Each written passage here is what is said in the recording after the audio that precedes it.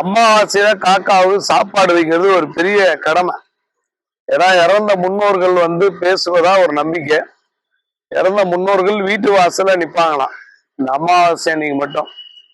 அந்த ஆத்மா ஏங்குமா, ஏதாவது நமக்கு ஏதாவது பண்ண மாட்டாங்களா அப்படின்னு.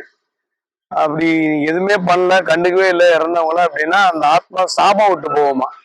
அது குடும்பத்தில் இருக்கக்கூடியவர்கள்ல அடுத்தடுத்து அடிதடி வாங்கிறது, பிள்ளைங்க ஒன்றும் நல்ல குணம் இல்லாம கெட்டு போறது, கஞ்சா இந்த மாதிரி போதை பழக்கத்துக்கு அடிமை ஆகுறது, இது மாதிரி குடும்பமே சின்ன பின்னம் ஆயிடும். கணவன் மனைவி பிரிகிறது, அந்த ஆத்மா சாபம் விட்டு போனா அப்படியே நடக்குமா.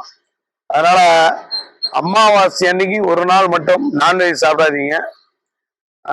அதே போல காகங்களுக்கு, பசுமாடுகளுக்கு, நாய்களுக்கு உணவளிக்கிறது தலை சிறந்ததுன்றாங்க.